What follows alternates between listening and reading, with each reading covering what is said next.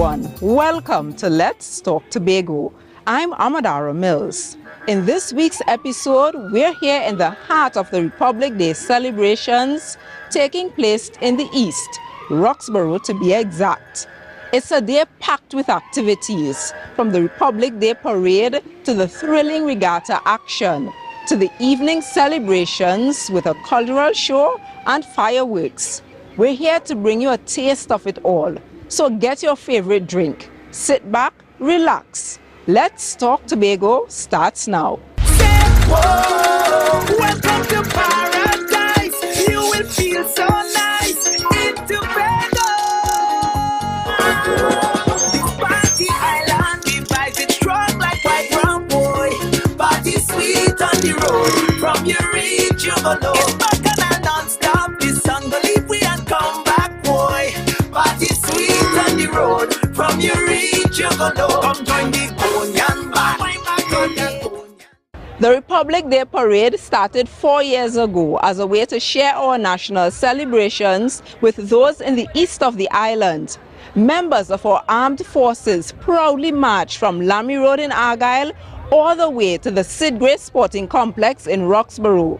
The parade contingent includes the police service, the fire service, the defense force, the Coast Guard, and the prison service. Even our little ones in clubs like Scouts and Cadets also lined up to march. Have a look at the highlights from this year's parade.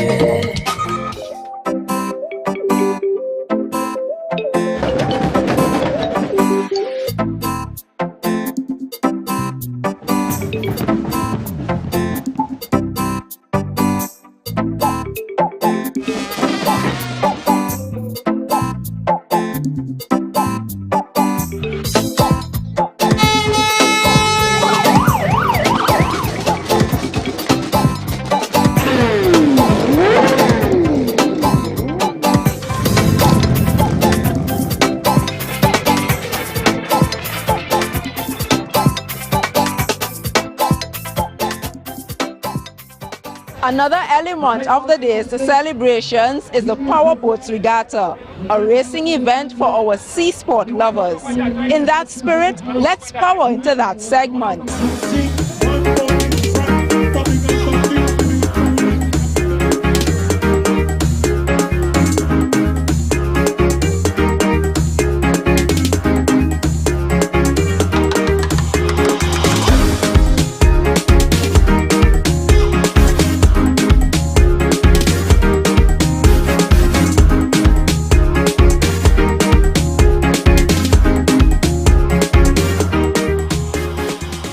Here with us one of the members of the organizing committee. Can you give us your name and the organization you're representing?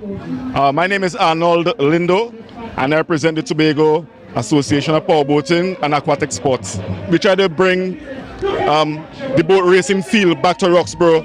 Roxborough used to have something called bumboat racing, right, which is now dormant. My grandfather, Carlton Lindo, he was the organizer of the bumboat racing in Roxborough. It used to be an Easter event here in Roxborough. So this Republic event sort of like replaced that Easter event, right? Roxborough used to be packed with people for the Easter regatta, right? So the power boats are now used to regenerate the boat racing sport in Roxborough, Tobago.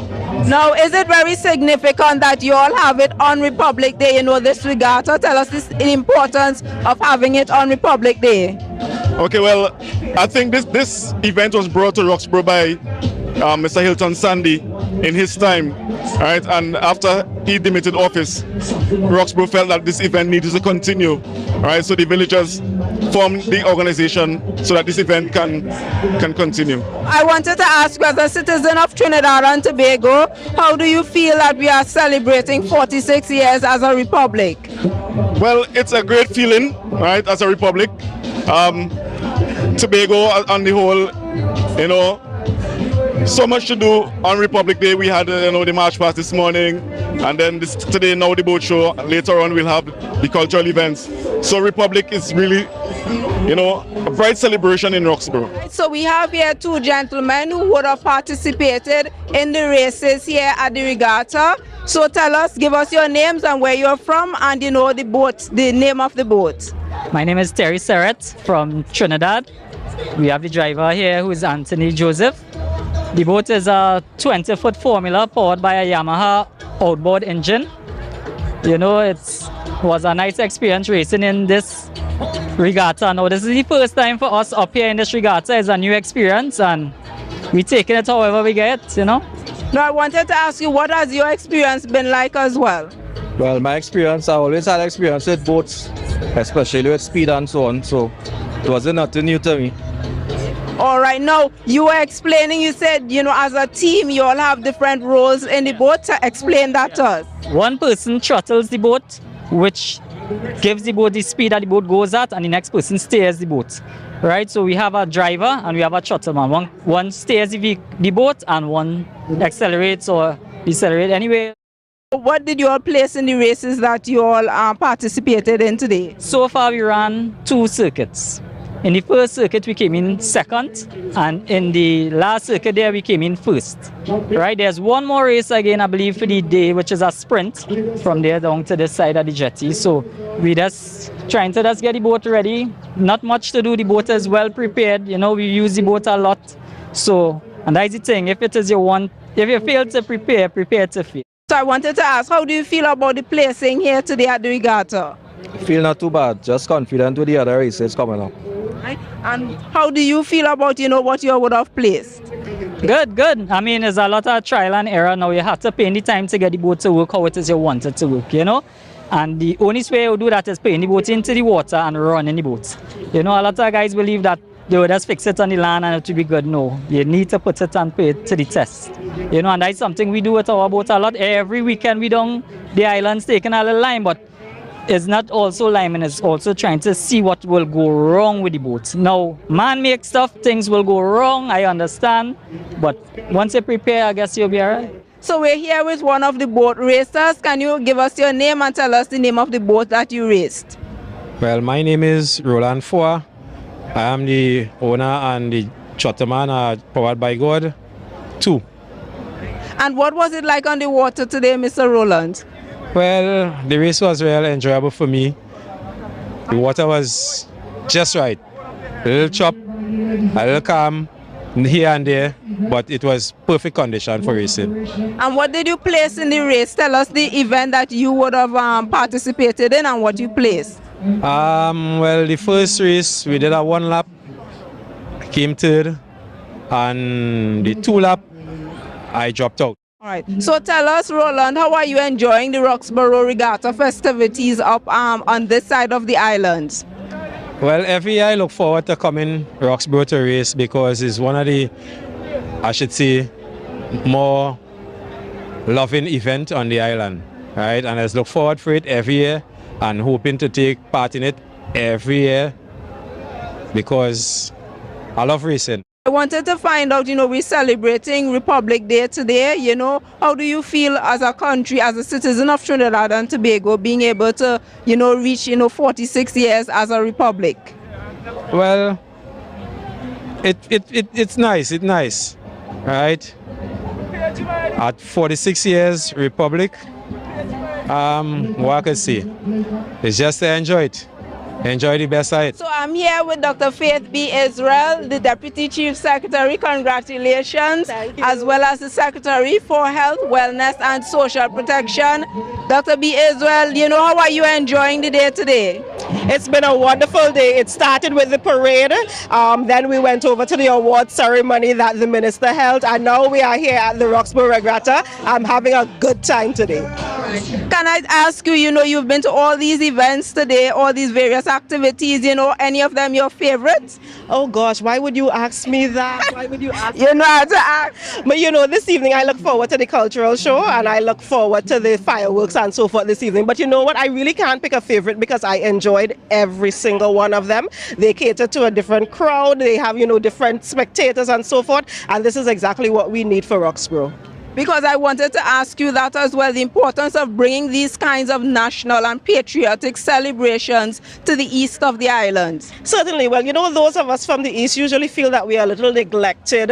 So I am always happy when we can bring activities to the east, because we're not just bringing the activities, we are actually bringing economic activity as well. And as you can see, we have vendors all over the place. We have people actually making money. We have people ensuring that they have a bread and butter, and that is what we need for the east of the island. Yes, I'm happy when the entire island develops. And that's great to hear. Now, as a policymaker, can you tell us what does being a republic mean to you? What does, us celebrating 46 years of being a republic mean to you? Certainly. Well, being a republic means that we can do our own things. It means that we are manning our own house. We are in charge of our own destiny. And that, I think, is very important, because it means we can chart the way. We can decide for ourselves right here in Trinidad and Tobago where we go, what we do, and why we do it. I would actually go further, and that is why we are talking about, autonomy for Tobago and greater autonomy for Tobago, so that we can chart that same destiny for the island. So I am happy that we are here celebrating Republic Day. I'm happy that Trinidad and Tobago has gotten to this point, because there are many nations that are now doing it, even in the Caribbean. There are countries that are still now becoming a republic in the Caribbean. So it shows that we have a level of maturity that I really appreciate. And I am glad to be a part of the policy making so that we can advance those agendas. And any Republic Day greetings, to the people of Tobago? Certainly. I want to say to all of Tobago, I want to say to every single one of you, happy Republic Day. Enjoy the day. Enjoy the holiday. Be safe out there. Be safe out there. And let me just take a plug in.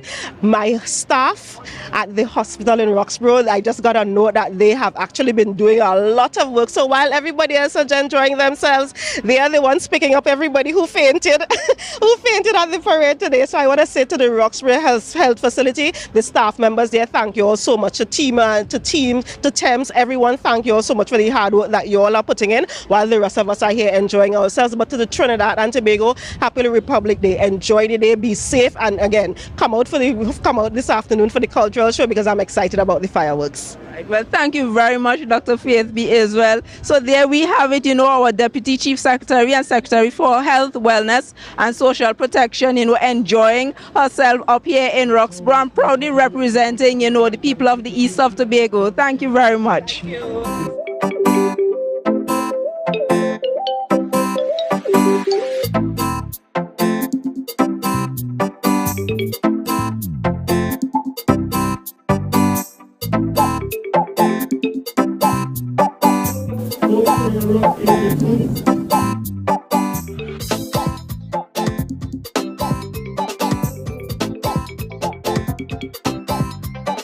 It is always a pleasure to be home.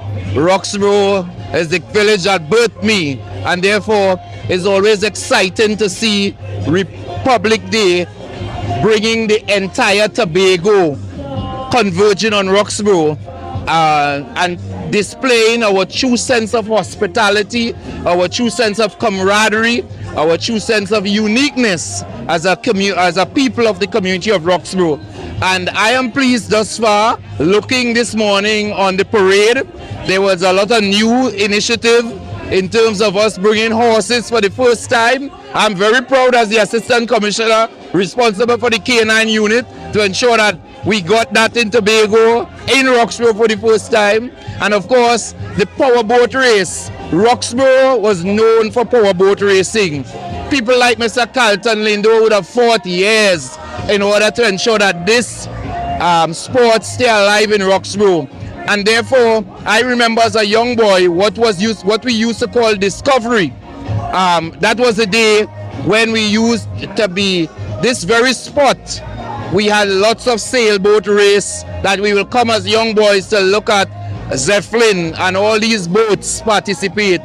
And ensuring that it continue is really important. So I am happy to see that the sporting aspect of the boat race is alive and well, and even descendant of Mr. Lindo is still involved in it and keeping it up and well. So I want to say congratulations to all who are responsible, and of course the police is here to ensure that safety and order is maintained. We are looking forward for a crime-free day in Roxborough, and hats off to everyone. What does being a republic mean for you? Republic for me meant that we as a people is able to stand on our own. We are able to make our own decisions. We are able to raise our own identity with our flag. Our flag represents to us a meaning of a people coming together in one bond, in one unity, united and identity, that wherever we go, the red, white and black, we will feel proud of that and we will cherish that as our own. How are you enjoying the celebrations up here in Roxborough today? Well, I find it's perfect. The weather is perfect today. Like, taking into consideration the weather for the past 2 days, we have a beautiful day today and a great turnout. All right, and that's great to hear. Is this your first time up on this side? It is not, but in a long time, yes. I feel like if everybody was looking forward to everything coming back, like the anticipation was built up and now the turnout is like way different, yeah. All right. Now, we're celebrating 46 years as a republic. How do you feel as a, a citizen of Trinidad and Tobago being able to celebrate 46 years as a republic? One word, and that's proud. Can you give us your name and where are you from? Chris Ramsawak, I'm from Trinidad, Port of Spain. All right. And Mr. Ramsawak, you're here up at the Republic Day Regatta in Roxborough. Tell us, why did you come up here? Oh, well, what happened is we have one boat in the competition, and I have one boat here just for the boat show that was done yesterday. How are you enjoying the celebrations in Roxborough? Yeah. Oh, it's beautiful here. Really, really, people here make you feel at home. The races is really nice. It's even getting better and better, more professional. Every time we come, I see this happening, growing. It's really, really nice. The people here is very warm, comfortable. The atmosphere, everything is beautiful, and it's getting better and better, even more professional every time we come here. How do you feel about coming second place in your class in the regatta here? What are your feelings about that? Because I know you were very energetic and like you're showing a lot of zeal with your partners over under the 10-day. How do you feel about participating and placing? Well, I'll tell you something. The thing is not about winning. The thing is about being here and enjoying it and enjoying the race. Winning and winning a prize is just bragging rights. But being here and enjoying and being part of it with the warm, nice people here is amazing. Tell us your name and where you're from. All right, well, I'm Desiree Francis, originally Desiree Fraser from right here in Roxborough. I did come for the parade this morning, got here a little late, so I only got the bit from this area to the stadium. So yeah, it's been going great so far. I've not been back to Roxborough for this parade since I left here, probably about 30 years ago. But you just said you got caught up with friends, so I guess it's a sense of socializing, meeting up with people you haven't seen in a long time. That's the essence of this kind of celebration. Definitely. I mean, I've met so many people here today that I haven't seen in a long time. They haven't seen me in a long time, so it's a lot of chatting taking place. Yeah, definitely. Yeah. A Republic Day Awards ceremony held by the Central Administrative Services Tobago CAST under the Office of the Prime Minister was also a part of Tobago's celebrations.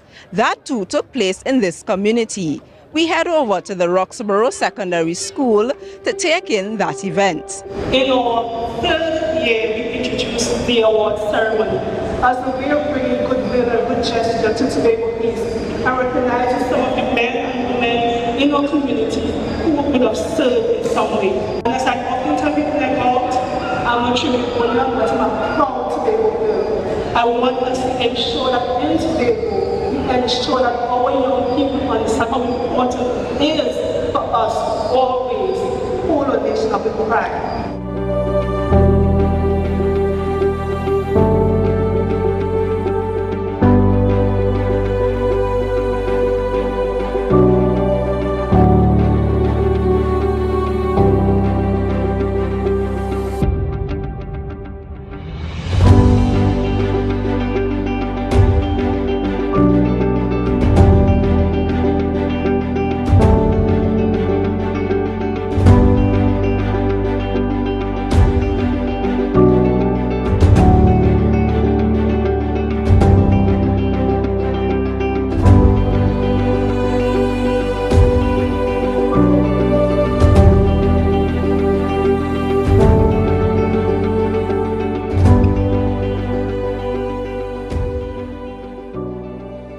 Festivities on the island aren't complete without a cultural show.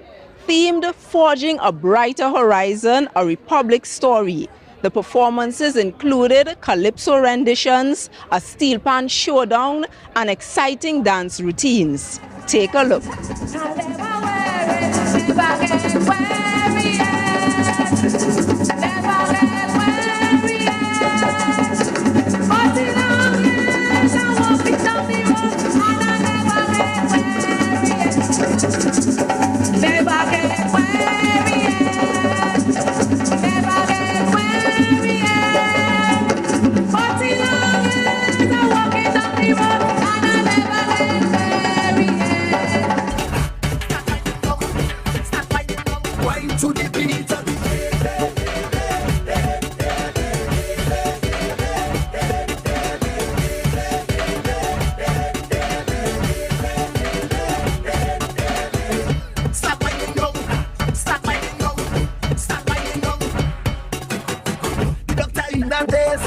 Sexy ways, the way she moves so sweet, but the doctor want to eat. So the girl she under pressure, but the doctor want to cook her. Push she in a pressure cooker. He pick up the beat and drum, start to dance the beat drum. The girl don't want go down, she whine to the beat of the drum.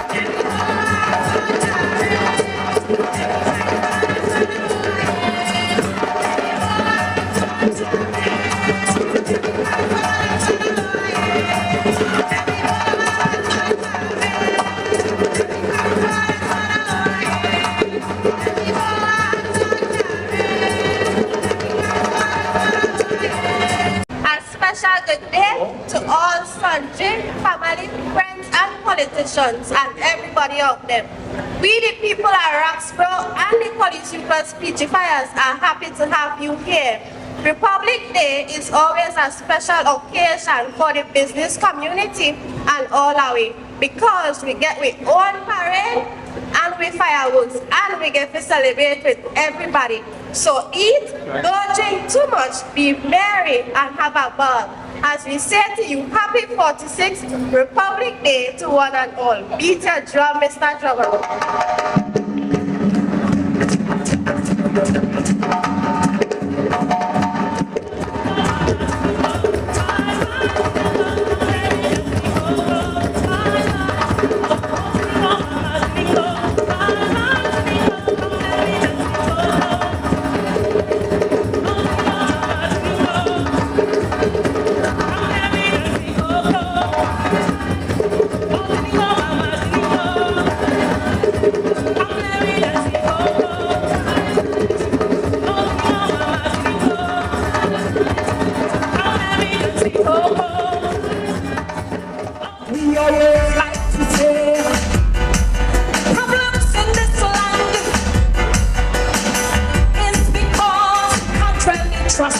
Politicians, we like to criticize, we love to make excuse, we seem to enjoy casting blame and pelting abuse.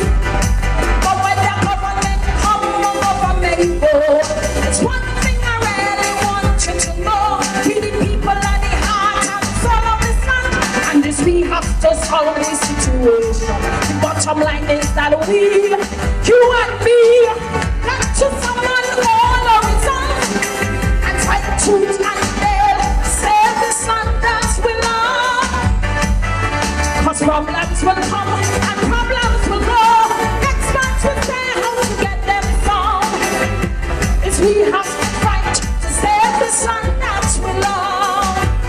The villagers moving as one, a blessed rich tradition. What time went in, come on, let we sing. Pay homage, I sing Tobago. There we go. I said Tobago, Tobago. There we go. I said Tobago, Tobago. This is our lovely rainforest. There we go. Tobago, Tobago. There we go. And the master Cocrico. There we go. And we burn. Come on, let me go. And there we go. And there we go. And there we go. There we go. There we go. So when they come with their cross and drums, we should tell them, Tobago, tell them. I say, make it understood better, no. And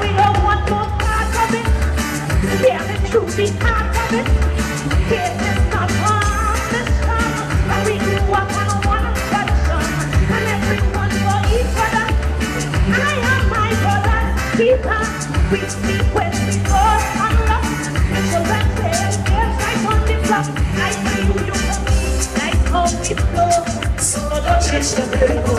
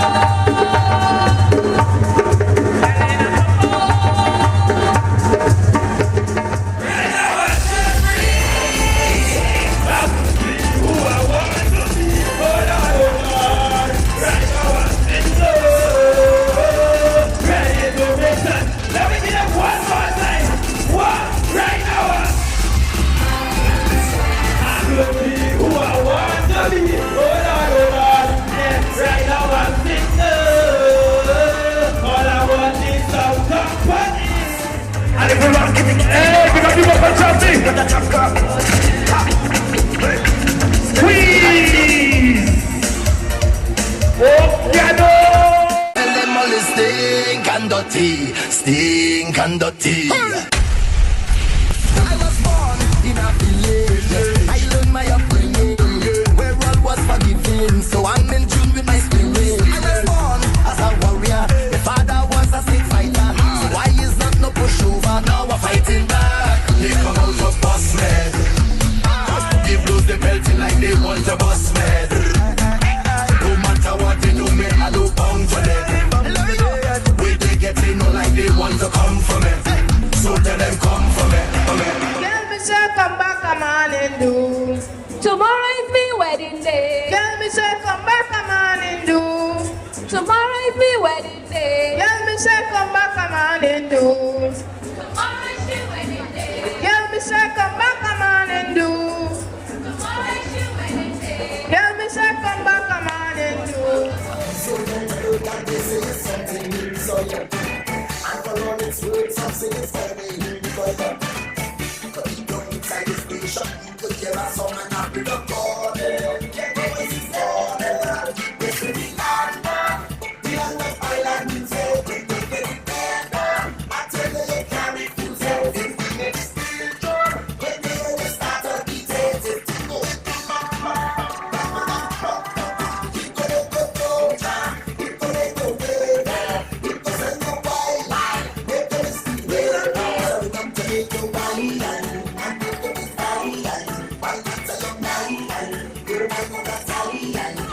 Monday and Tuesday, I wind and loosely, tripping down the road, and we're breaking our way. What? I can't stay home no day, and missing there's no way. On top of cloud nine, let's make it, guys. Making it. If it's you, we got you know. Lemon, night and day we fetching on. Well, come by me. We gonna bend over, come on. Cause we can't live sweet like Tobago. They condensed making me cocoa. The girl never hot like flambo, one bad like Rambo.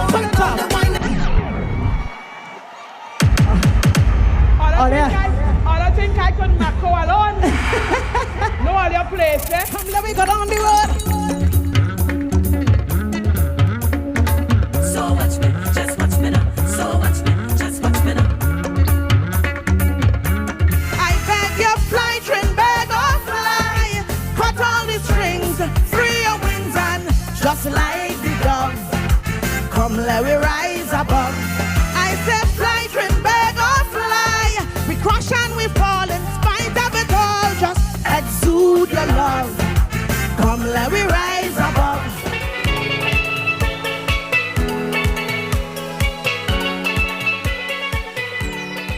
Thanks for staying with us as we brought you the Republic Day festivities which took place in the eastern community of Roxborough. As usual, you can email us with your comments or queries about the program. Visit our website, like our Office of the Chief Secretary Facebook page, follow us on Instagram and Twitter, and subscribe to our YouTube channel. From our house to yours, I'm Amadara Mills, wishing you a safe and productive week. Now, in case you missed it, here's a look back at the fireworks display which concluded in the 2022 Republic Day celebrations.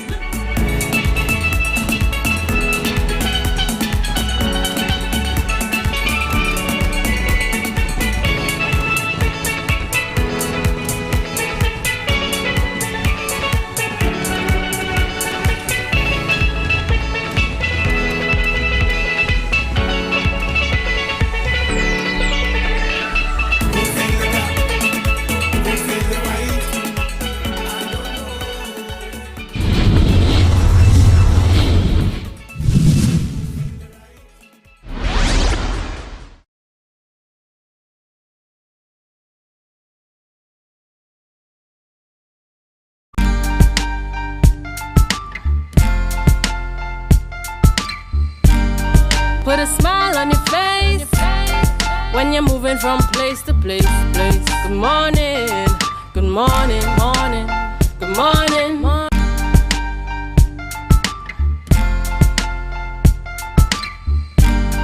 Put a smile on your face when you're moving from place to place. Good morning, good morning, morning, good morning, morning.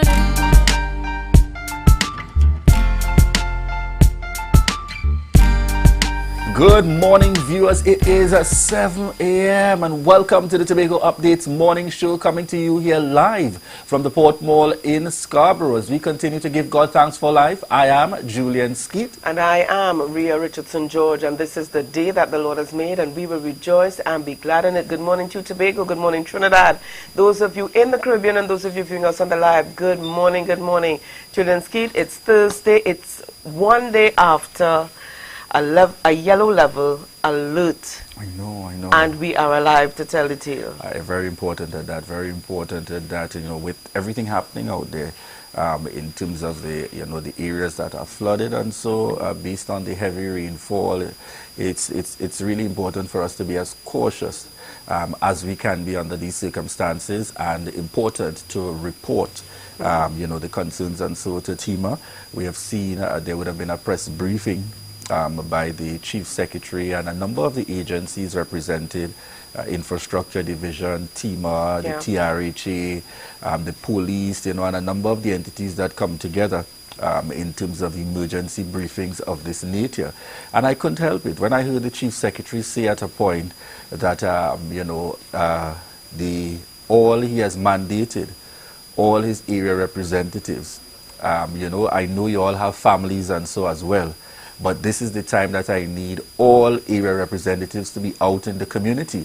I couldn't help but feel that way this morning, thinking of my director saying those same words. I know you may have families and you may want to stay at home, but you've got to come out this morning. I'm just saying, but it was a good indication, and as a reminder, you've committed yourself to service. That's right. You've committed yourself to service, and therefore there's an understanding in terms of that family responsibility, but at the same time, your responsibility to your electoral district and those who may be distressed and in need, and in fact you may be the emergency contact number that they actually have. That's right. In times of need. So therefore we saw you know, some out yesterday and so on, and particularly the response of TEMA in a number of these areas, TEMA and CERT and so on, very impressive. Definitely. But we need to let the public know as well that as it pertains to schools on the island, that today, Thursday, there will be no school. So no student, no teacher is to report to school as a result of the inclement weather that we had yesterday. And if today, oh Lord, if today is anything like yesterday, you know, you'd be thankful that you're at home. Yes, definitely. And while there's no school, public officers are required to report for duty today. All right, and you'll be guided accordingly. Did you need to say that part? Oh, yes, it's important. Public officers are required to report for duty, and you'll be guided accordingly, you know, under the circumstances. All right, Rhea, if I'm going to be out here, and you're going to be out here this morning, and we're happy to be here with you, we want to make sure we take you on that journey to head to work. All right, stay tuned as we head on over to news in 90 seconds. Thank you, Julian and Rhea. I am Candice Jackson, and here is your news in 90 seconds. For Thursday, 6th October 2022. Reports are still coming in as incidents associated with adverse weather conditions are being recorded. A tropical disturbance began affecting Trinidad and Tobago at 5 a.m. yesterday, dumping over 83 millimeters of rainfall across the country. In Tobago, over 134 reports were recorded by nightfall. According to the Tobago Emergency Management Agency, 67% of the reports were residential, ranging from structural damage due to landslides and flooding. 3 families in Delaford, Cradley Trace and Bacolet were relocated due to structural damage. A few communities lost power. However, TNTech responded quickly to reports and restored services. A riverine flood alert yellow level was issued for rivers in and around Scarborough, and after several reached 80% capacity. Spring tides are also in effect, causing slower water runoff. Meanwhile, several roads were blocked due to landslides and fallen trees throughout the island, limiting access to areas such as Blackrock, Frenchfield and Mariah. The Division of Infrastructure, Quarries and Urban Development dispatched crews around the island to clear debris and roads. TEMA is coordinating response efforts as reports continue to flood in. The TNT Meteorological Office advised that the adverse weather conditions will continue today and into tomorrow. They warned the public to take precautions and call 211 if they require assistance. All schools will remain closed today. Public servants are expected to report to work, but those who are unable to do so due to storm-related circumstances will not be penalized, according to the Chief Administrator. In a press conference, Chief Secretary Fali Augustine assured the public that all systems are in place to respond to incidents. However, he admitted that as a small Caribbean island, there's little that can be done to mitigate the effects of more intense storms caused by climate change. And that was the news in 90 seconds. It is back to you, Julian and Ria. Thank you, very Candice. much. Thank you very much there, Candice, this morning. And you know, Candice has that bright energy this morning, as usual. You know, and we are so happy to be here with you because, of course, we want to bring you all the updates and to keep you in the know with the happenings here in the Tobago space and, in fact, nationally and beyond. Yeah. Julian, you know, as you talk about Candice being bright and bubbly, I don't think she appreciates this type of weather because it keeps her inbound. So we're really hoping to see things clear up to get Candice on, to get her back out there. I know. Ria, is that an alarm I'm hearing saying to exit the building immediately? All right, probably not. Probably not at all. All right, we've got some of our viewers online, and you know, we want to thank you so much for the encouragement and love and support. And I see connecting with us via YouTube. So morning shout outs to Akima and Kamia. I'm seeing Marilyn, Spencer, Joe Field, Julia Brown, Cindy, Stuart Lewis, Katie, my very good friend out there, Humble Blessed Chick. Now that I've identified who Miss is, Humble Blessed Chick. All right, Brother Vernon Simon joining us on the live this morning. And Lavian has reminded me to Daddy, I usually watch via TV. Yes, Lavian tuned in this morning via TV. Want to shout you out today. I know, right? Lisel, James, each and every one of you continuing to connect with us out here for the Tobago Updates morning show. We want to thank you so much for the continued love and support. We're also seeing in the mix this morning Brittany, Travis, Tiny, and the list goes on. But we want to thank you so much for the continued love and support, folks, as we head straight on into our birthday celebrations today, as we recognize birthdays.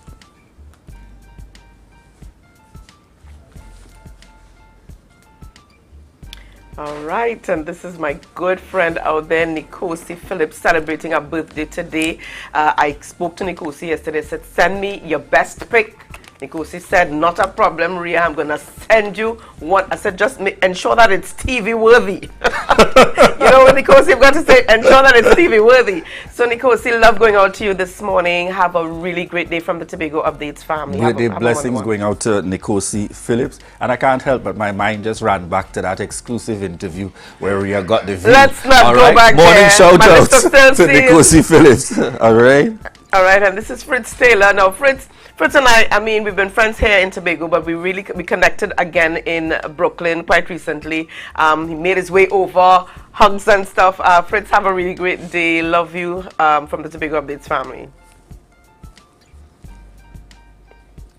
And my cousin, Andre Richardson celebrating his birthday today. Andre, happy birthday going out to you from the entire Richardson, Tobago, and the Trinidad clan and US.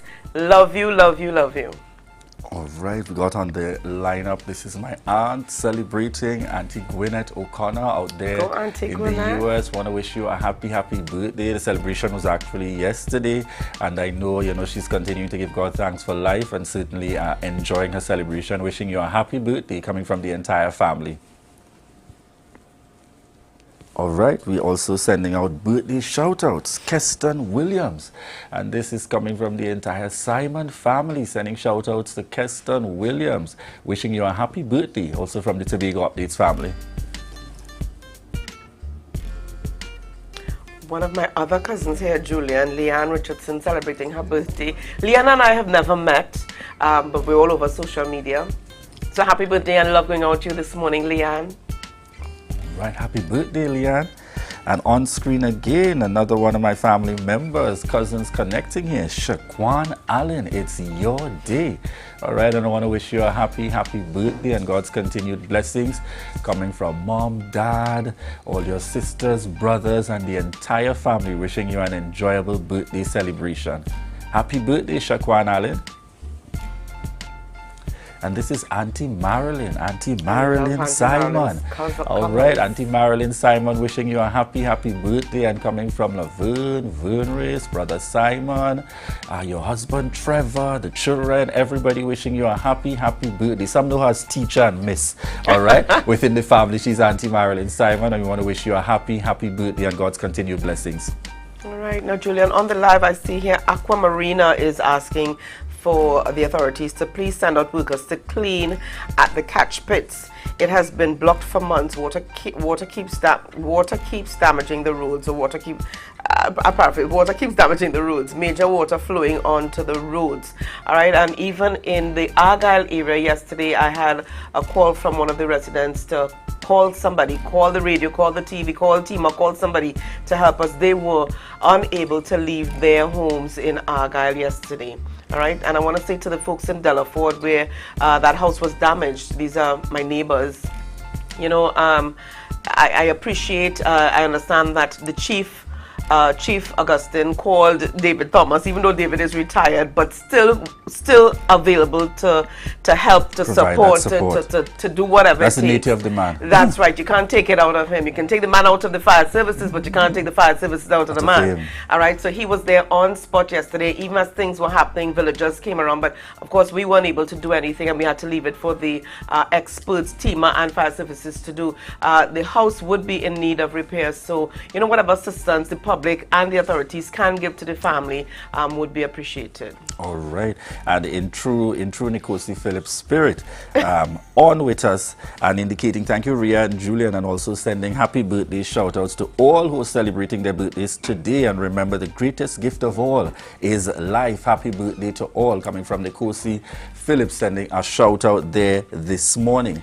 Andrea, timely enough, you just mentioned the you know, in terms of concerns in the area, and I really want persons to pay attention, because we got first coming up in the discussions this morning to give us some very quick updates with what's happening, emergency contact numbers, persons to connect with. We're going to be chatting with Alan Stewart, Director for TIMA, the Tobago Emergency Management Agency. So good opportunity for you to stay tuned and connected, and he's going to be closely followed by Assemblyman Trevor James, the Secretary with responsibility for the Division of Infrastructure, Quarries and Urban Development. Some of the key players in the mix in relation to as we respond to the challenges coming out of the current weather pattern that we're experiencing.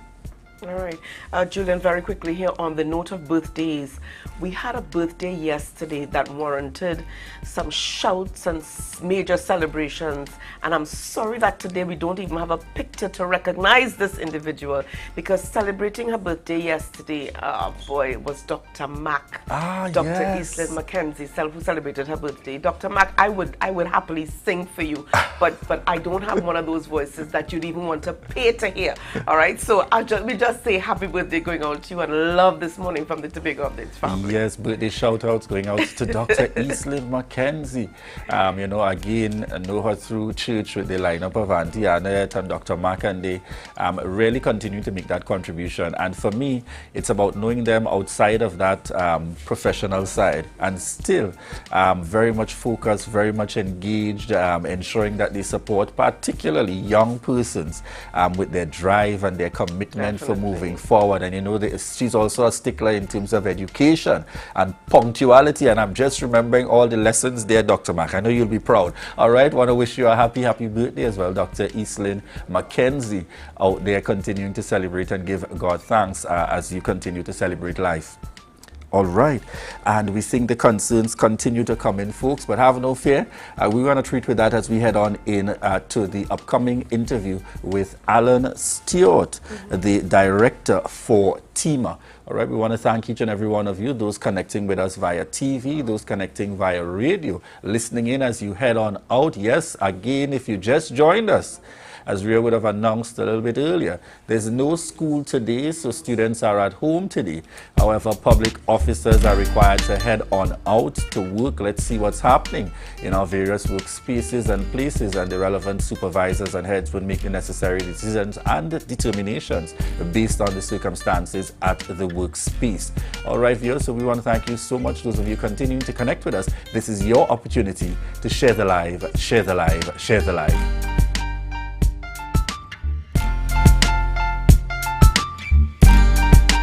MI4 Security Services Company is the most advanced security service in Tobago. Ask about our cash in transit service. It's safe, risk-free, reliable, and timely. We provide safe banking delivery for all business types and sizes with highly trained staff, 24/7 monitoring, coordinated emergency response, and a well-maintained fleet of armored vehicles. Contact us at 660-7723 or visit our website at www.mi4securitytt.com to sign up today.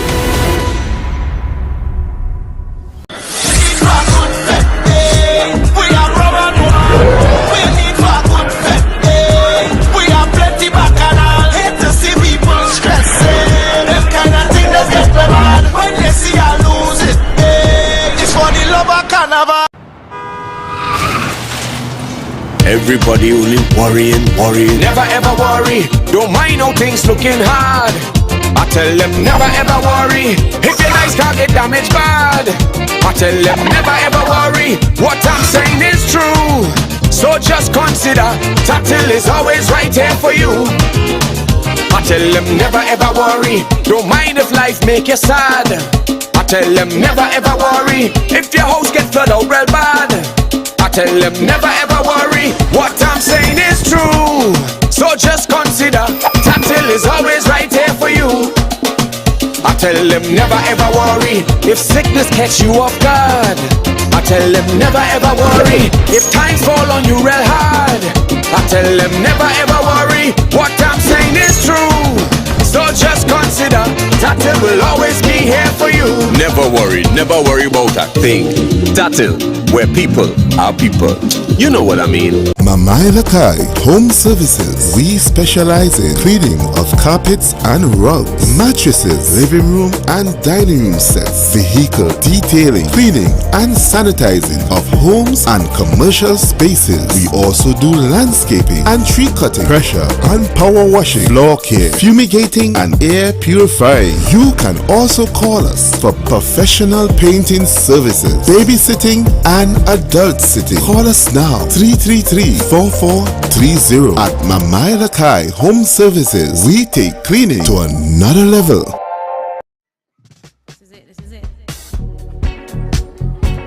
Excel Spa by Haley, where our highly trained staff are ready to deliver the top-class services in facial massages, waxing, nail enhancement and body treatment. We are ideally located at Cuckoo Avenue, Switzerland, Tobago. You can find us on Instagram, Facebook, TripAdvisor, or you can call us on 730-0149. Excel Spa by Haley. Relax, renew, and rejuvenate. The best place to stay in Tobago is at Thorns Place with rates starting as low as 200 TT. Call or WhatsApp 745-7306 or 682-8676. We are located uptown Scarborough, 5 minutes away from the port. Remember, at Thorns Place, our aim is to make your stay safe and affordable.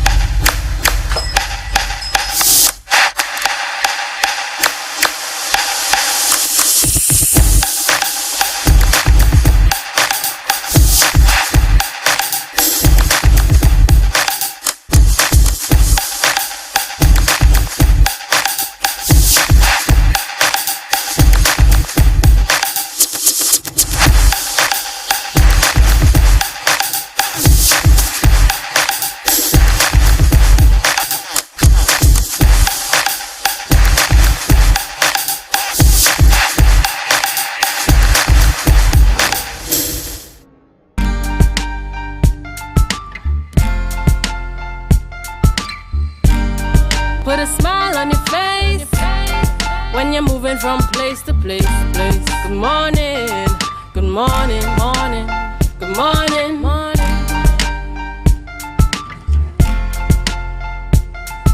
Good morning, viewers, and welcome back to the Tobago Updates Morning Show. It is 7:21 a.m. this morning, and we want to thank each and every one of you that continue to connect with us and for choosing the Tobago Updates Morning Show. In this first segment, we are chatting with Assemblyman Trevor James, Secretary with responsibility for the Division of Infrastructure, Quarries and Urban Development. Morning to you, sir.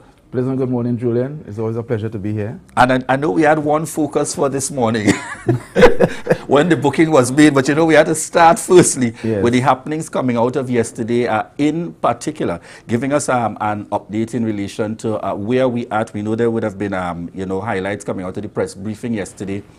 Engineer Kelsey Toussaint Reed representing your division and giving us some indication. What's the status as at this morning in terms of equipment being out to treat with, where there might be blockage and so on, and as well where we have road works currently going on? Well, Julian, we live in a place where our topography requires continuous maintenance. Most of our roads are on edges of cliffs or in valleys, and we have very undulating topography. So the division has an emergency plan that was activated yesterday afternoon, and the guys have been out up to 11:30 last night, and we've been clearing. Our goal was to clear all the major roadways. There are a lot of slides behind houses in Mason Hall and Cradley that kind of inaccessible just now. But we are on the ground. We will continue to be on the ground today, given that schools are out. Our equipment are in the east and the north, and we are also in Crown Point, Cane and Bonaccord, where there is tremendous flooding on the ground. All right. Tell us about in the Castara area, where I know there were some challenges and there have been road works going on. What's the status of that coming out of, what is the natural weather and so on having impacted yesterday? Well, guys were there yesterday afternoon. We got no reports of any major concerns at Castara, but they're going to be there this morning. I personally expect there might be some slides from the hill that we cut. Yes. But we have equipment on the ground there, and that will be sorted out if that is the case. All right. And similarly as well, works happening, I think it is in Grugru. Grugru Patch as well. The bridge there was impacted, and the scaffolding was impacted. That created the temporary crossing. That was impacted by the river, and the river overflowed its banks yesterday. So the guys were there yesterday afternoon. They would come out again today. I think they sorted out the bamboo that blocked the opening to the crossing, and they're going to do the repairs, weather permitting, to the temporary crossing. So, all in all, that project should be okay within a day or two. All right. We have seen the situation in some areas. Is it by and large that in terms of some of these spaces, because of the fact that we're an island, as the Chief Secretary referred to, there's only so much work that could be done in advance to try to avoid the challenges when there's, as extreme as it is in terms of the constant flow of the weather? Or is it more a case of being able to respond in a timely manner should things happen? It's a combination of both. Our major problem is our constraint by the budget. we live where we live. We love our Tobago, and we are being constrained yearly, annually by this limited budget. The reality is that in the last budget, the Ministry of Works in Trinidad has to spend almost $2 billion. The THA, that is for development works. The THA Division of Works has $71 million to spend. And so over the years, what we have had is a continual degradation of the infrastructure, being that way because we just don't have the budget to prepare in advance and even to respond. And we in Tobago have to come to the place, you know, where we realize that this arrangement, this budgetary constraints just doesn't work for us. And we need a bigger share of what we think is our resources. All right. And in those circumstances, we're heading straight on into the main area in terms of within the Scarborough space. And I know in particular we have had challenges specifically at Crooks River area and so on in relation to the flooding and coming through, I think also Darrell Spring, sometimes based on the amount of rainfall. And so would the Scarborough redevelopment project, in terms of looking broadly at that, seek to treat even more so with some of these challenges that we continue to face within the Scarborough area? Well, even before the Scarborough project, we looked at the watercourses heading into the city. And we've, if not awarded, we are about to award a contract to put a pond in that watercourse that comes into Crooks River. That will slow down. I looked at it yesterday again, and it was up below the bridge, raging. And we hope to pond several of those watercourses to slow down the speed at which the water comes into Scarborough, and hopefully that will alleviate the flooding. There's also the problem, of course, of between the two bridges, Crooks River and Cinema Bridge. That area is too low, and we need to raise that road up to the level of the two bridges, but that's to come. All right. And that's the part where over the years you've heard that this was reclaimed. Well, most of the port is reclaimed land, yes. Right, in terms of within the Scarborough area. Yeah. Now, more recently, we would have seen some press briefings and so on happening with the team in relation to the Scarborough urban redevelopment designing team in terms of getting going. Can you give us some updates on that? What's the progress been like?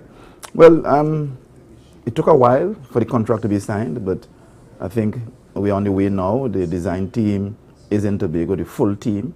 They've started their feasibility study. We expect that we will get the numbers, hopefully the results of the study by February next year for the latest. And then we can begin to plan out the type of structures and what we can do where based on what the report says. But that's on the way. All the best to Mr. Stewart and his team, and we hope that they set the foundation for what will be the beginning of the reconstruction of Scarborough. All right. What kind of time frame are there is anticipated for the delivery of this project? I know something as grand as this is going to be looked at over a phased period. What's the anticipation in terms of time frame to be able to reach this commitment? Well, we are expecting in 5 years, hopefully, that most of the projects will be completed. But as of now, we have interest to build the car park and the transportation hub. We have interest to build a cruise ship complex in Scarborough. So discussions are on the way on various fronts, and hopefully by the dry season, the chief will make some announcements as to where we would go and what projects we will attack first. But phase-wise, we expect that certainly early next year, there will be an announcement as to whether we are going to put the cruise ship complex in Scarborough. We are waiting to see what the coastal survey says, and that decision will be made. All right. Even, with these plans being widely known coming out of the last election period and seeing what we would have been allocated in the budget, your immediate response as Secretary with responsibility for infrastructure, because it might not even be sufficient for Tobago's development thrust on a whole, far more what you might anticipate coming towards the division in order to be able to drive an initiative like this. Like I said, the development budget for the Division of Infrastructure now is $71 million. We will talk to the Chief Secretary and Secretary of Finance to give us a bigger share of that $300 million. But other divisions have other responsibilities that require development work as well. It is not for me or maybe it is for me to say to the Tobago public, that we have to continue to push and push hard at the government in Trinidad to make sure that the resources that belong to us, we have a bigger share of it. The reality is that we have been contributing to this national, if that's the word to use, budget for years without due compensation. And now is the time. We have a situation where we have 6 or 7 ports in Trinidad and none in Tobago. We have a situation where Tobago is the only island of its size in the region that doesn't have an international port. You know, we are last in the tourist cruise ship arrivals. We had, the last figures I had that I looked at, 30,000 as of 2015, while islands of our size are at 500 and so thousand people coming up by cruise ships. So we have not been in the game, and we have been willfully cut out from progression by those in Port of Spain. And we in Tobago have to come to the place where we say, hey, time is enough. Time for us to move away from this thing. And does it therefore mean that the THA has already begun reaching out in terms of connections beyond just the expectation of the budgetary allocation to really try to drive some of these development commitments? You know, that was the idea behind making a standalone Deputy Chief Secretary that had responsibility for diasporic relations, for foreign direct investment.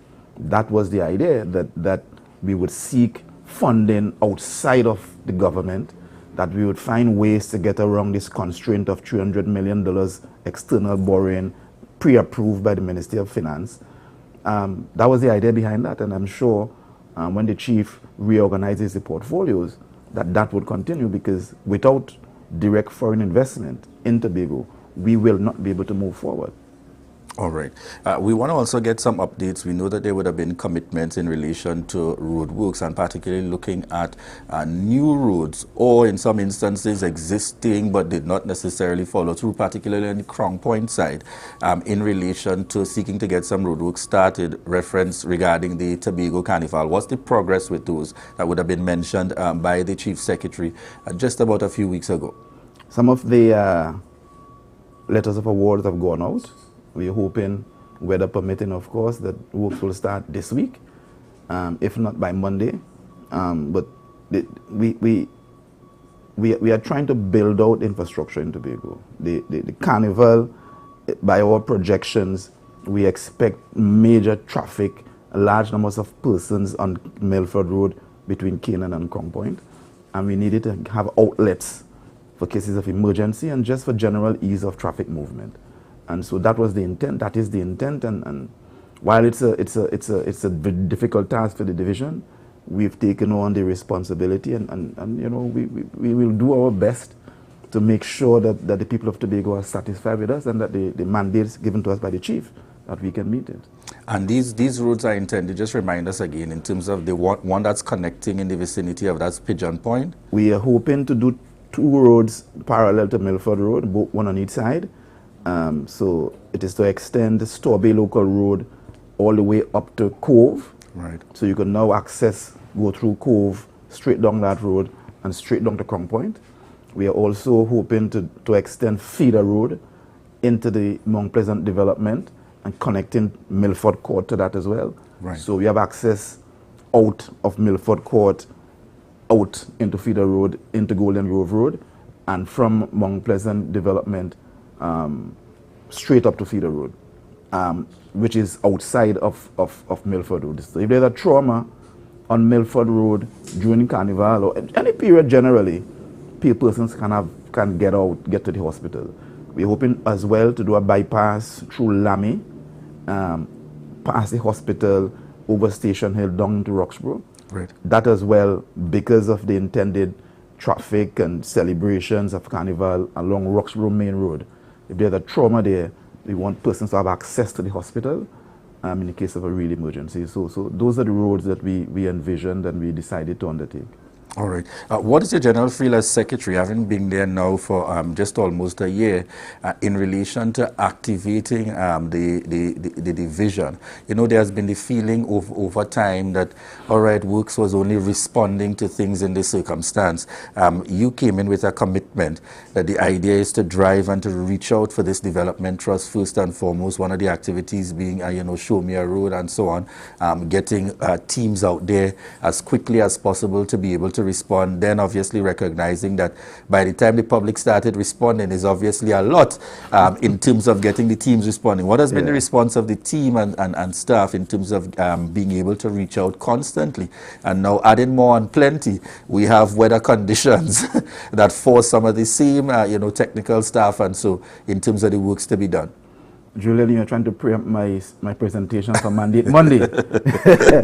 But yeah, we came in and we looked at the division, and you know, we took a decision that we needed to get the staff back working. You know, there's been years of complaints of no material, men idle, men sitting around. The work ethic in the division, in my opinion, was very low.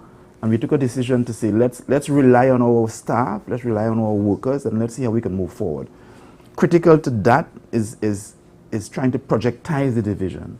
So we started developing the project management office, and hopefully that will spread out through the division, to the entire division, where everything we do will become a project, so that we can plan it, organize it, execute it, track it, and that way we have the data to see where we are going, how we are going, and we can execute things in a better way. So the PMO has started their work. We intend to build it out further and create the necessary nexuses between the various districts.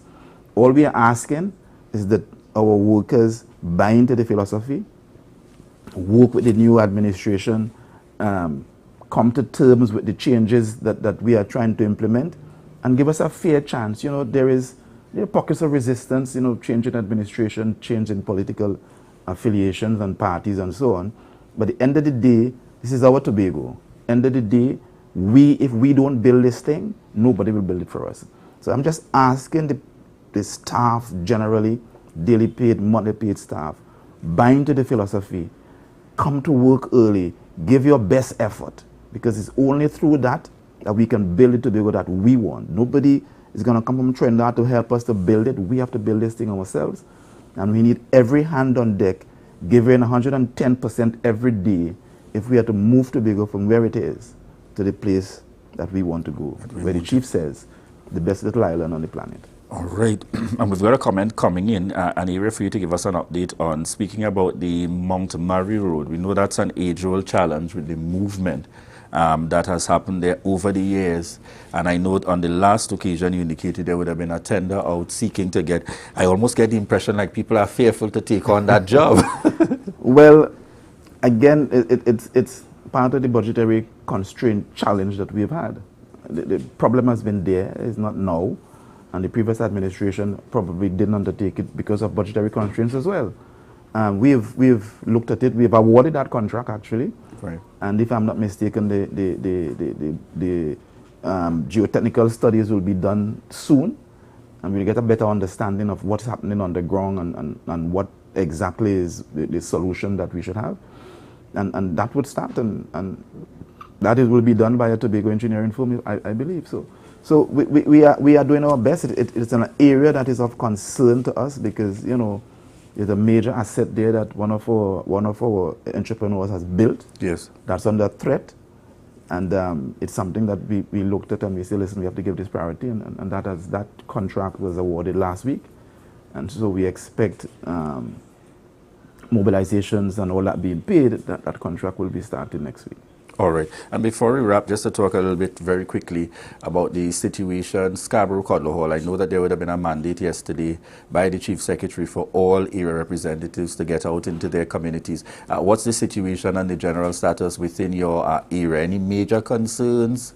We did a drive-through yesterday, and I'm happy to report that in my district, thankfully, there are no real concerns. There are a few slides on Providence Road, which we attended to. Couple of them up the road from us, really on North Side Road, which will be attended to. They weren't real emergencies, and so the staff was deployed elsewhere. But this morning, hopefully, those will be cleared, and Scarborough Calder Hall generally have no challenges, really. All right. And we see some works happening. I got to slip in this one. You know, we try to get the viewers in the mix regarding the Cocoa Reef area, right opposite Cocoa Reef Hotel there in Crown Point. Yes. Again, another challenge that has become a swimming pool for years in terms of going by. What's the status with the works there? I'm sure if you passed there yesterday and today, there will be no water there. We've issued that contract. Actually, the guy has started without even mobilization being paid because he's from the area. And we discussed the solution, and he has started. There was a private person that put a sump pump there, so he went in early and cleaned that out. So that pump is actually working now. And so we replaced that with something of a lift station there. So they have run out the pipes, and I think long before Carnival, which was the intent, just in case rain falls during these celebrations, that water will not be there. And I think the contractor there is doing a great job. And that should be finished way before Carnival. So the additional drainage we're seeing coming also in the opposite store bay they're coming across is intended to assist with treating with that challenge in the long term? I think what we are doing there is hoping to pump that water up through an underground pipe and connect it into an existing drain so that water, if it settles at all, will be a very short settlement. All right. Thank you very much again, Assemblyman Trevor James, for joining us here on set. Secretary with responsibility for the Division of Infrastructure, Quarries and Urban Development, giving us some general updates and happenings here in the Tobago space with the response of our members of staff and the team within the Division of Infrastructure, being on the outside, their equipment, personnel and so on, to ensure that the response is as immediate as possible in treating with our roadways and areas within the Tobago space. All right, so thank you very much again, Assemblyman Trevor James, for joining us here on set. Viewers, we want to thank you so much for the continued love and support for the Tobago Updates morning show. And this is our reminder for you to share the live, share the live, share the live.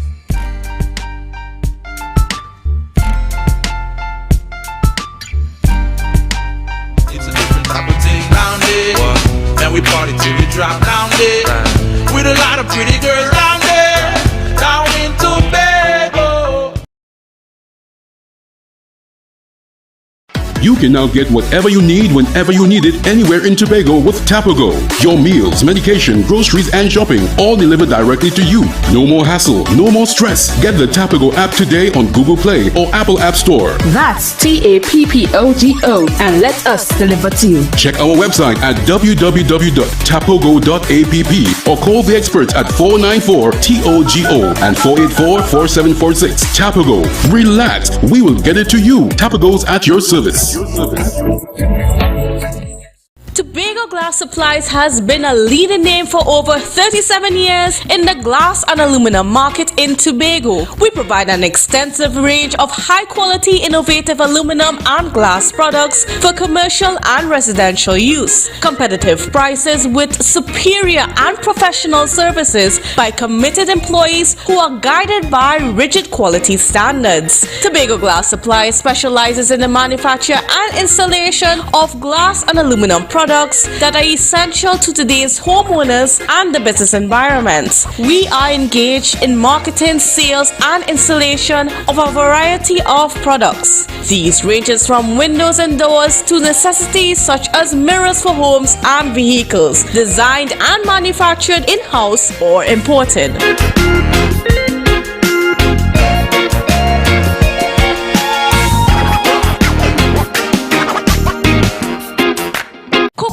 Cafe, the buffet restaurant that specializes in all your tasty local dishes for breakfast and for lunch. Breakfast includes coconut bake and sada roti served with chokers, bull joil and sausages in tomato sauce. Not forgetting beef and cheese pies, shepherd's pie, macaroni pie and rice in various styles. Meat served in a variety of flavors, garden salads and pasta salads. All this accompanied by fruit juices, coconut water, your choice of a great combination to appease your taste buds. So call us today to order, as we are here to accommodate your busy schedules or if you are having a cooking day off.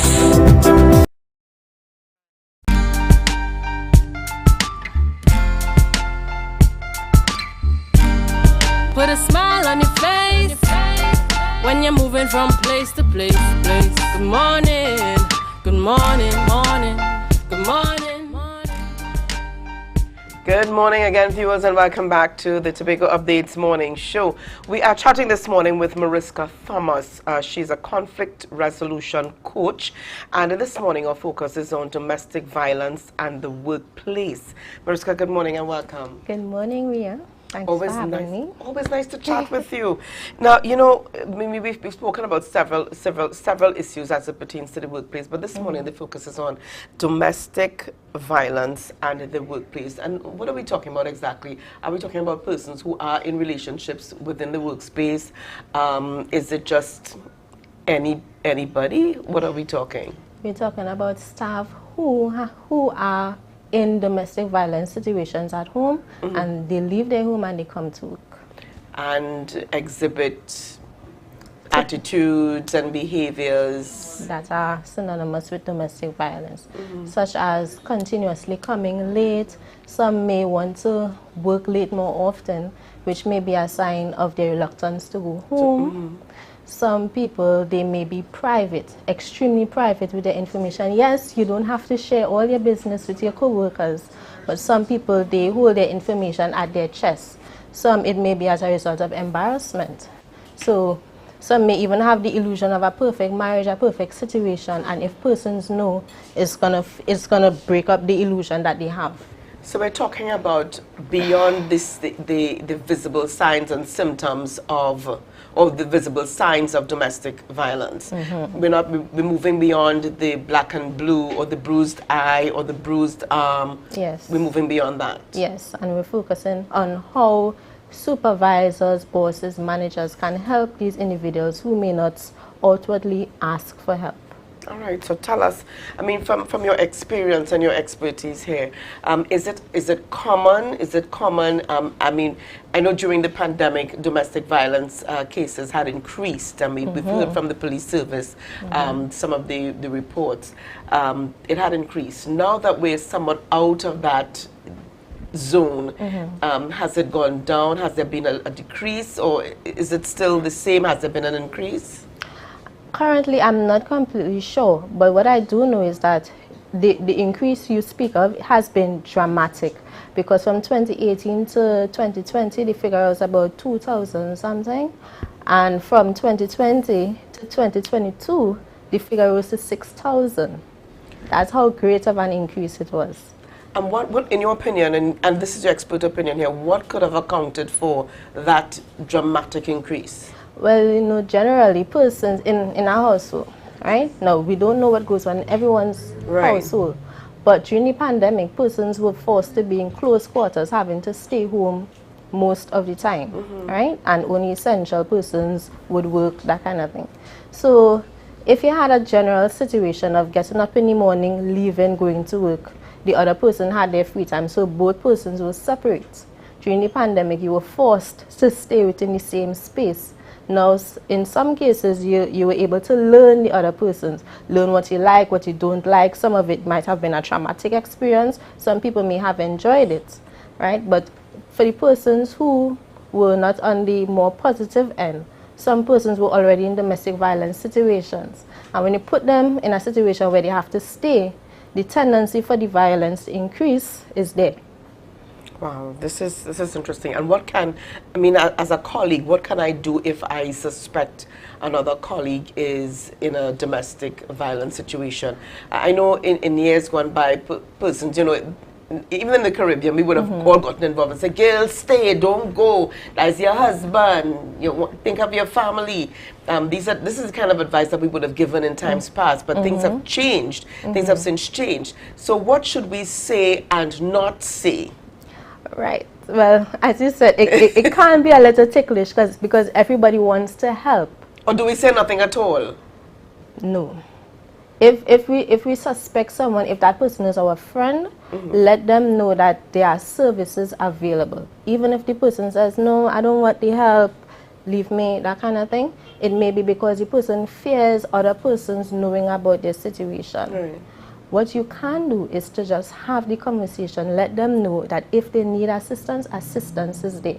So we have places like Enrich Life Limited where I work, where we have therapists who are available to speak with people. Some people may already understand the situation, but they may just need coaching to assist them to develop a plan so that they can come out, because we know that persons who leave domestic violence situations, they are the ones who tend to be more of a statistic than those who stay, because the perpetrator is more likely to want to hunt down the person, right? So then it can escalate. So you need to have a plan upon exiting.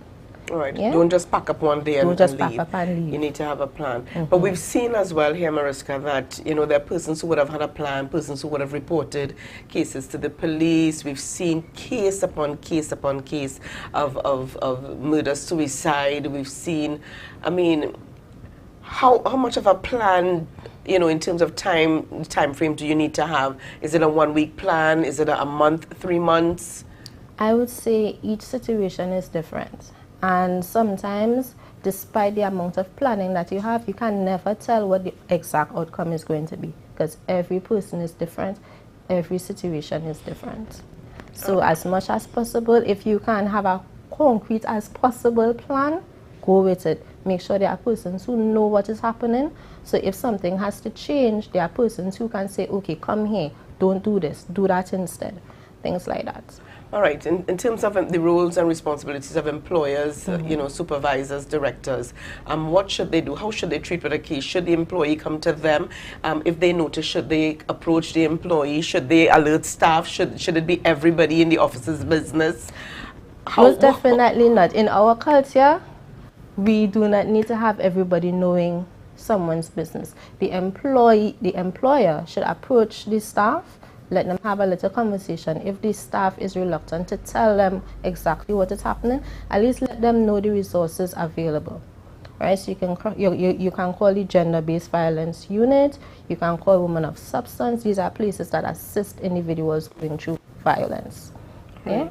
Also, what they can do is create a comfortable and safe working environment, because the workplace is one of those safe places that persons can leave home and go to work, and they believe that they are safe in that environment. So at least make it comfortable for the victims.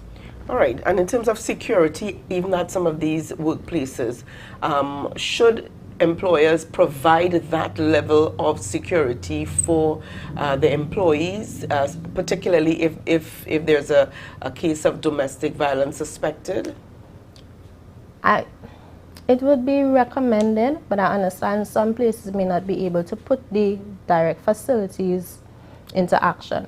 And that is where the police comes in, the gender-based violence unit, so persons may be able to go into protection depending on their situation. But in any case, at least report it and then take it from there. Some persons may not want to report it, however, for fear of their family being hurt, for fear of them losing their finances, because one thing that happens to the workplace is that as much domestic violence as you are going through, some people may lose their jobs some people fear losing their jobs if they tell their employers. Right. Because employers may say, this person is more of a liability than an asset. Right. Because they don't want a situation of a perpetrator coming to their workplace and damaging items and creating a situation that they are not ready for. All right. And when we talk of domestic violence, we oftentimes, 99.9% of the times, we think of a woman who is in a relationship and being abused. But there are cases of men who are the victims, and their female counterparts, the perpetrators. In such cases, in the workplace, give us an idea of how it should be treated with. I mean, when we talk about men being abused or being victims of domestic violence, it's almost, in our culture, it's almost a laughing matter and not taken very seriously. But should the perpetrator, which is the female counterpart, approach the man's workplace, how should it be treated with? At that point, the man, he should be able to have a conversation with his employer explaining to them the situation. And yes, it's quite laughable in our culture, which is not, it shouldn't be. But at the same time, because he may be trying to safeguard himself, it's necessary that employers understand that not just women go through the situation. Because of the 6,000 cases from 2020 to 2022, 1,333 were men. Yeah? So that tells you that a lot of men are being affected. Yes, it's less than women, but the number is still high. It's too high. Yeah? So men should also have an avenue in which to express themselves and to be able to say, here, this is what I'm going through, how can you assist? Okay. Now give us some numbers for persons to contact, because this is the world we live in. This is the community that we live in. How can persons contact you? I mean, if they need help, if you suspect someone needs help, maybe an intervention can be accommodated. But give us some numbers for persons to contact. So at Enrich Life Limited, you can contact us at 757-9963. You can call or WhatsApp. You can also go to the website at enrichedlifelimited.com, or you can email us at info@enrichedlifelimited.com. All right, give us that contact one more time. I see someone on the live asking, good morning, Ria, contact me. Okay, give us that number again. 757-9963. Okay. All right, thank you so much. Thank you so much for that, Mariska Thomas. Always a pleasure chatting with you. Same here. All right, so you can call that number 757-9963, and be careful the advice that you give to colleagues out there. No longer the days where we say, he'll stay, he could change. No, seek professional help. Call the numbers. Call the numbers. And viewers, as we continue this morning with our program, share the live, share the live, share the live. Coconut's Cafe, the buffet restaurant that specializes in all your tasty local dishes for breakfast and for lunch. Breakfast includes coconut bake and sada roti, served with chokers, bull joil, and sausages in tomato sauce. Not forgetting beef and cheese pies, shepherd's pie, macaroni pie, and rice in various styles. Meat served in a variety of flavors, garden salads, and pasta salads. All this accompanied by fruit juices, coconut water, your choice of a great combination to appease your taste buds. So call us today to order, as we are here to accommodate your busy schedules, or if you are having a cooking day off.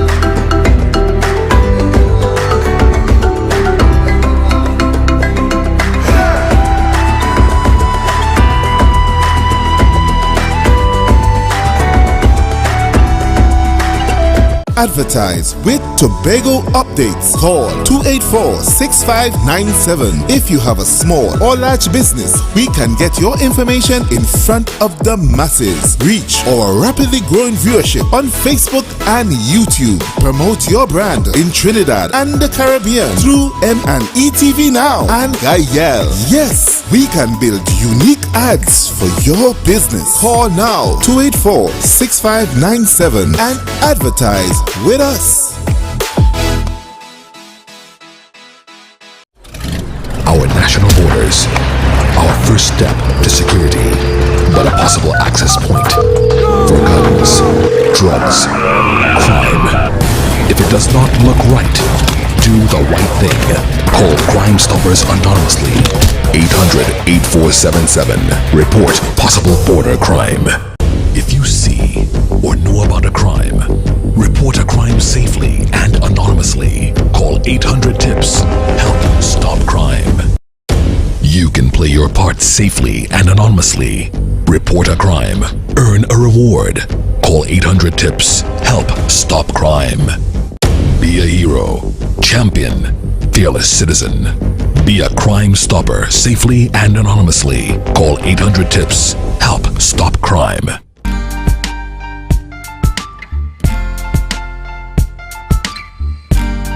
Put a smile on your face when you're moving from place to place. Viewers, welcome back this morning to the Tobago Updates morning show. Now this morning, viewers, we are chatting with a lovely lady. I love her surname, that George surname. Yeah, it gets my attention every time. So we're chatting this morning with Askala George, and Askala is one of the members of the Women in Art organization, and she's also a spoken word artist. This morning we're focused on the Women in Art exhibition and the FCB National Poetry Slam finals that's coming up, of which she is a finalist. So we're going to get a taste of Askala George during the interview this morning. Askala, good morning and welcome. Good morning, Leah. Thank you for having me again. Always happy to be here. Nice. Now, it's good to have you with us this morning. Now, the last time you were here, you talked about sip and paint, and that seems to be your baby. All right. And this morning, today, Women in Art in Trinidad and Tobago, where we're focused on. You're also the PRO of the Tobago Visual Arts Association. And we recently interviewed your president, Mr. James Armstrong. Yes, he was on the program with us quite recently. Now, organizations have been making strides in rejuvenating art in Tobago. Yes. Why we focus on women? Why the focus on women in art in Tobago at this point? All right. So, for me personally, I stumbled onto the Women's in Art organization. Just a random Facebook post, and within the first 5 minutes of contacting the Women in Art, I was able to get my art exhibited online. I was able to get access to a online website facility. So the Women in Art organization sees that women really are part of art and culture. Traditionally in Tobago, men are visual artists. Yeah. But women do participate in art. We are creative, and the Women in Art organization is specific to us. It's a us thing, right? So yes, I'm in other organizations, but this organization is near and dear to me. All right, let's talk about some of the other women in art, because like you said, it's more of a male-dominated area in Tobago, unfortunately, but we still have some women in art. So who are some of the other women in art? All right, so the women in art in Tobago, I have the names, not forgetting everyone. I'm not taking no licks this morning. So we have Avi Bacchus, we have Aleti Arias, we have Vidya Burkhoff, Terry Osborne, Stephanie Pyle, and Amber Shaw. We are all Tobago artists that would be exhibiting in an upcoming exhibition. And we are all proud members of Women in Art. All right, now tell us about your pieces. Somehow I'm gravitating towards this one. I don't know, something about the color, but tell us about your pieces. Okay, so we have 2 pieces with us today. Both of these pieces will be on display along with other pieces. The one on your left, right, that one is called Nosy. I think that's why you're gravitating to, was it? I don't know, it's something nostalgia, about, something about, right? yeah. So long time when we used to take off that hibiscus and we will put that little thing on our nose for no reason. That's for no reason at all. It's just fun. So this is Nosy.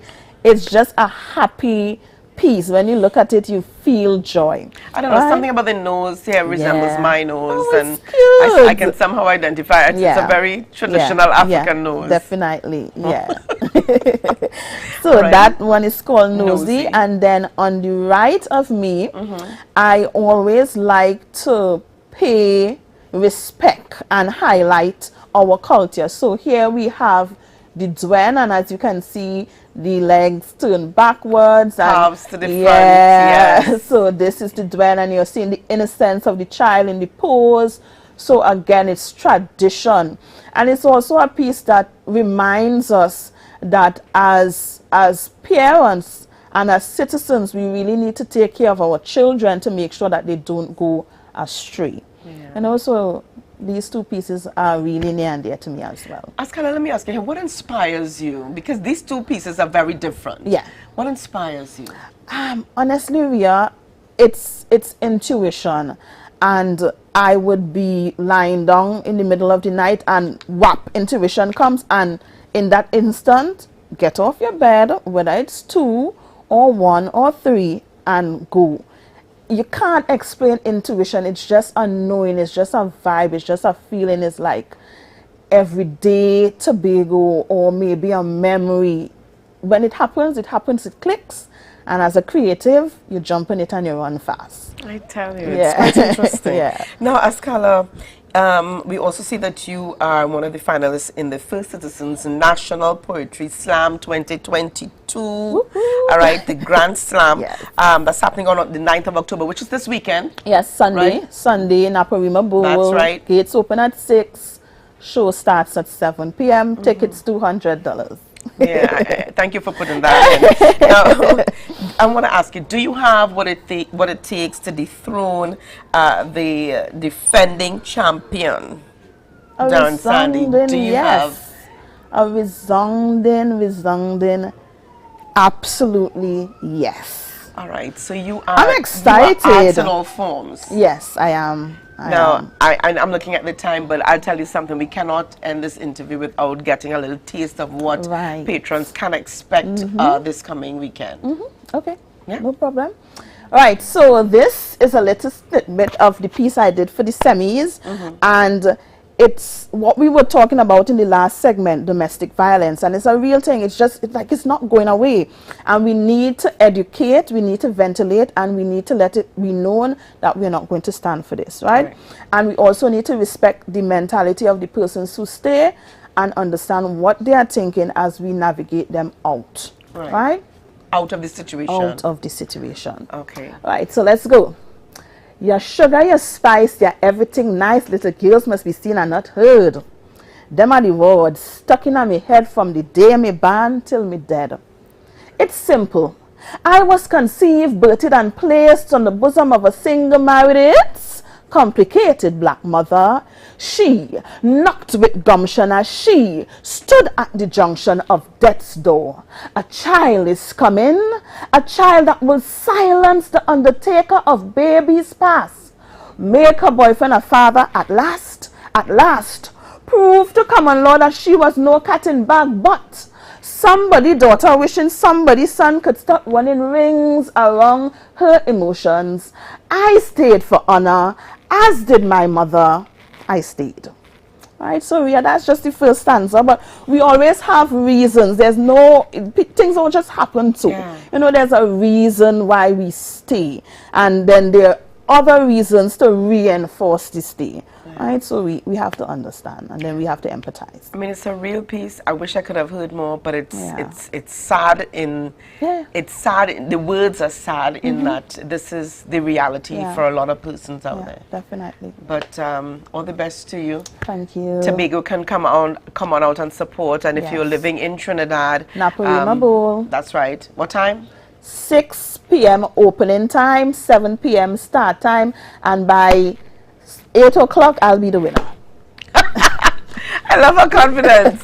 All right, well, all the best to you. We're hoping to have you back with us, you know, with your trophy, with your winners. To celebrate with you when you get back. Viewers, lots more coming up on the program, so congratulations to you. Thank you. Share the live, share the live, share the live.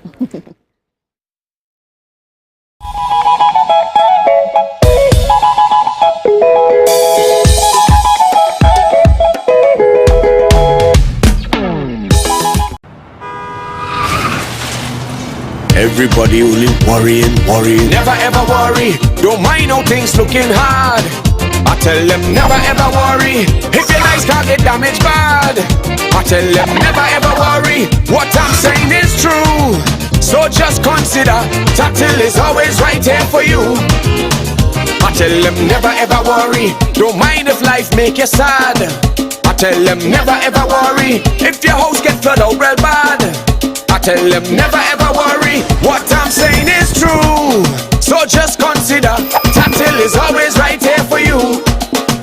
I tell them never ever worry. If sickness catch you off guard, I tell them never ever worry. If times fall on you real hard, I tell them never ever worry. What I'm saying is true. So just consider Tatil will always be here for you. Never worry about a thing. Tatil, where people are people. You know what I mean.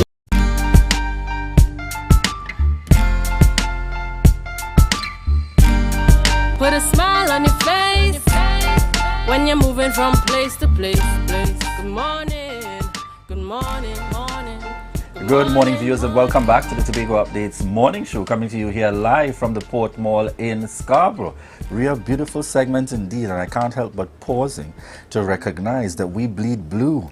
And my classmate out of Scarborough Secondary. We all do. All right. We all do. And sending shout outs there to the Scarborough Secondary School alumni and all proud members of Scarborough Secondary School as we continue to make our contributions at varying levels.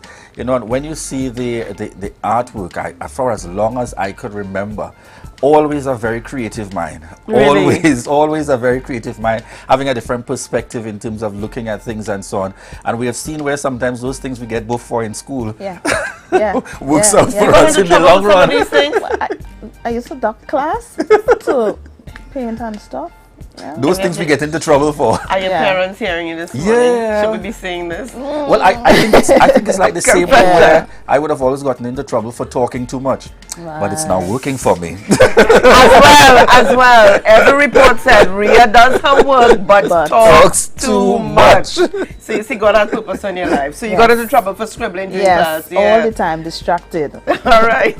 Not knowing that God had purpose in your life all that most time. Definitely. All right, so Julia, we're wrapping up, but we want to say again here, Ascala, all the best to you this coming weekend. All the best to you. Thank you very much. All right. And remind us, when is the art exhibition? We didn't get the date. The art exhibition runs from the 18th of October to the 28th at the Kimmies Museum. With highly trained staff, 24/7 monitoring, coordinated emergency response, and a well-maintained fleet of armored vehicles. Contact us at 660-7723 or visit our website at www.mi4securitytt.com to sign up today.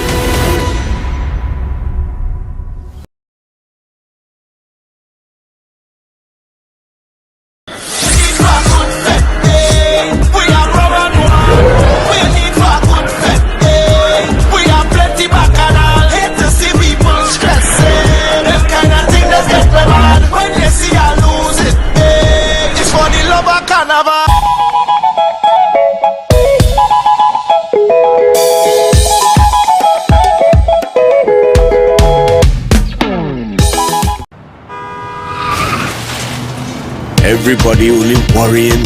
Never ever worry. Don't mind how things looking hard.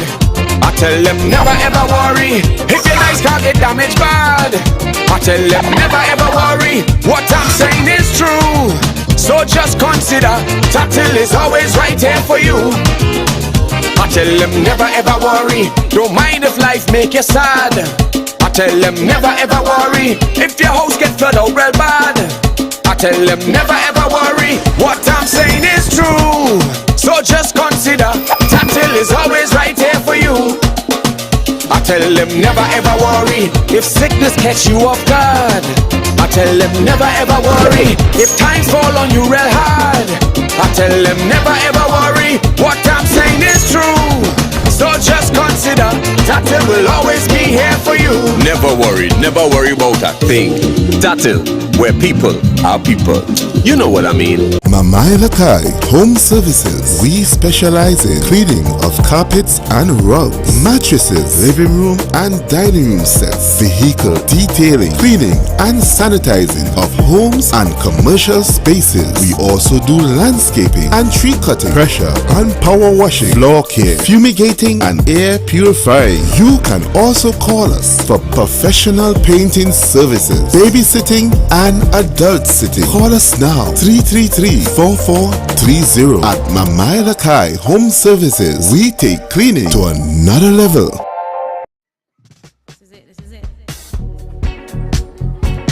Excel Spa by Haley, where our highly trained staff are ready to deliver the top class services in facial massages, waxing, nail enhancement and body treatment. We are ideally located at Coco Avenue, Switzerland, Tobago. You can find us on Instagram, Facebook, TripAdvisor, or you can call us on 730-0149. Excel Spa by Haley. Relax, renew, and rejuvenate. The best place to stay in Tobago is at Thorns Place with rates starting as low as 200 TT. Call or WhatsApp 745-7306 or 682-8676. We are located uptown Scarborough, 5 minutes away from the port. Remember, at Thorns Place, our aim is to make your stay safe and affordable.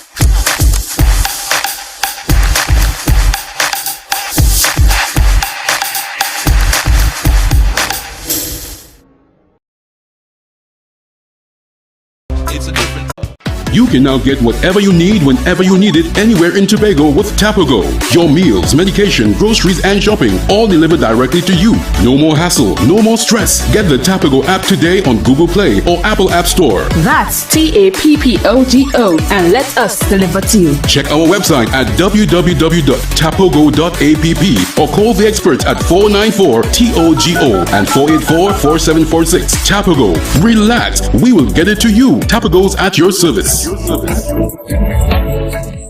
Tobago Glass Supplies has been a leading name for over 37 years in the glass and aluminum market in Tobago. We provide an extensive range of high-quality, innovative aluminum and glass products for commercial and residential use. Competitive prices with superior and professional services by committed employees who are guided by rigid quality standards. Tobago Glass Supplies specializes in the manufacture and installation of glass and aluminum products that are essential to today's homeowners and the business environment. We are engaged in marketing, sales, and installation of a variety of products. These ranges from windows and doors to necessities such as mirrors for homes and vehicles, designed and manufactured in-house or imported.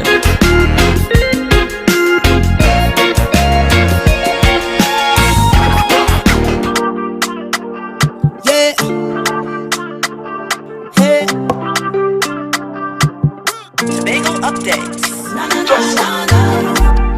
Good morning, Tobago. Wake up with Candace and Denasia. Let's go. It's a brand new morning. Rise up to a brand new dawning. As the passion start to rise, the energy fill the skies. I say thanks for favor to wake up and hear me neighbor. 60,000 people strong. Reports are still coming in. Good morning and welcome to Good Morning Tobago on Tobago Updates, your source for current affairs in Tobago, Trinidad and the region, with the perfect conversations to complement your morning routine. I am Candace Jackson, and let's get started with the news in 90 seconds. Reports are still coming in as incidents associated with the adverse weather conditions are being recorded. A tropical disturbance began affecting Trinidad and Tobago at 5 a.m. yesterday, dumping over 83 millimeters of rainfall across the country. In Tobago, over 134 reports were recorded by nightfall. According to the Tobago Emergency Management Agency, 67% of the reports were residential, ranging from structural damage due to landslides and flooding. 3 families in Delaford, Crazy Trace, and Bacalet were relocated due to structural damage. A few communities lost power, however, TNTech responded quickly to the reports and restored services. A riverine flood alert orange level was issued to rivers in and around Scarborough after several reached 80% capacity. Spring tides are also in effect, causing slower water runoff. Meanwhile, several roads were blocked due to landslides and fallen trees throughout the island, limiting access to areas such as Black Rock, Frenchfield, and Moriah. The Division of Infrastructure, Quarries, and Urban Development dispatched crews around the island to clear debris and roads. TEMA is coordinating response efforts as reports continue to flood in. They warn the public to take caution and call 211 if they require assistance. All schools will remain closed today. Public servants are expected to report to work, but those who are unable to do so due to storm-related circumstances will not be penalized, according to the Chief Administrator. In a press conference, Chief Secretary Fali Augustine assured the public that all systems are in place to respond to incidents. However, he admitted that as a small Caribbean island, there is little that can be done to mitigate the effects of more intense storms caused by climate change. And, we're also getting some up-to-date, some latest reports, and that is that persons who are traveling on the bus service, the PTSC bus service, now you are being alerted that they're experiencing disruptions due to the weather conditions. So if you are traveling with the buses, please be aware this time. They are also saying that only the Scarborough Crown Point service is operational at this time. So for those who are hoping to use the bus to the other parts of the island, unfortunately, you may not be. There's no indication as to when that service will be restored, but just be aware only that Scarborough to Crown Point service is on. Now, of course, we have a lot more reports coming in for what's been happening this morning, but to give us some detail and the latest information, we have Mr. Alan Stewart, the Director of TEMA, on with us. Good morning and welcome to you, sir. How are you doing? Good morning to you, ma'am. You look very, very well rested, and I can see that all of Tobago, in the midst of all that we have gone through over the past 24 hours or so, we are still standing, and we thank God for that.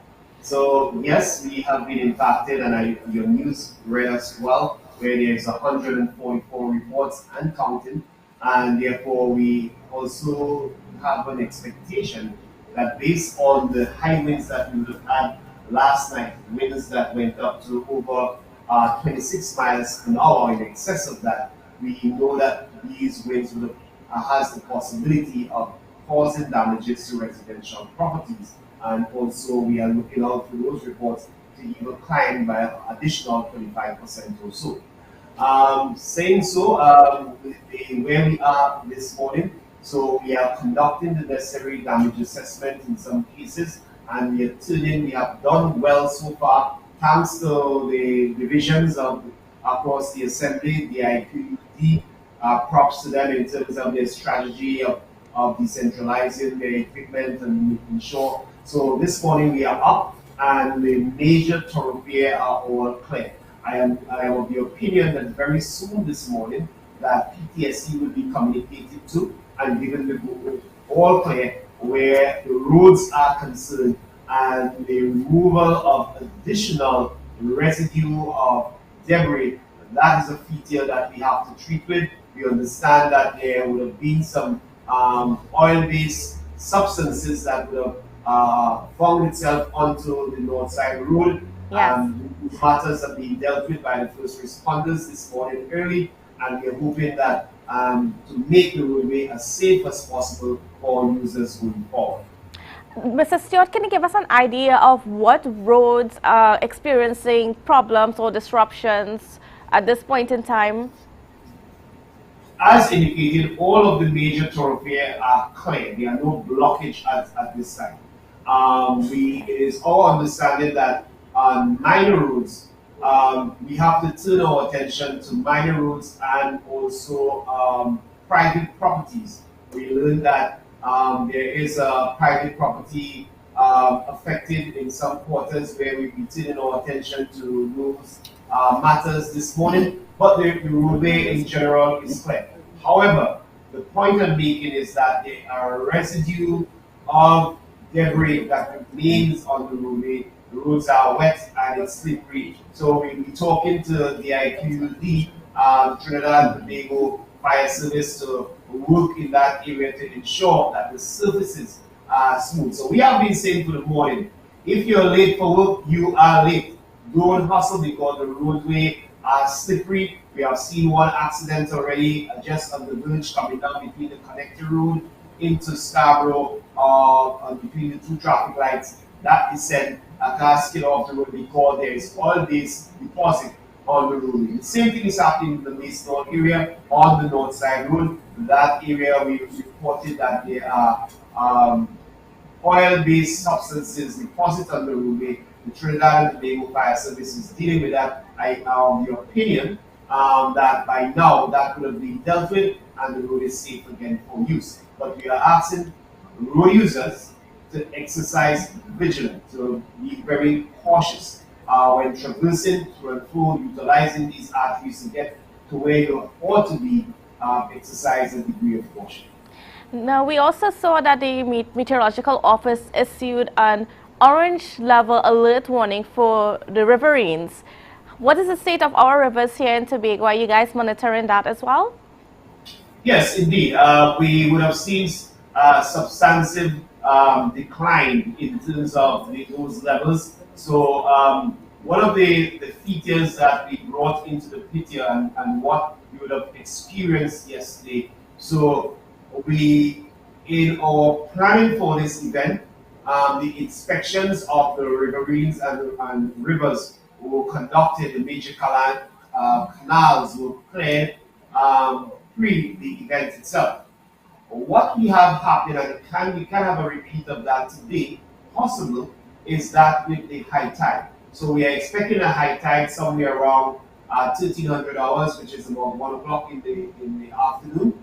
And if that occurred, and we have rainfall, areas that are subject to flooding, such as the lowlands area,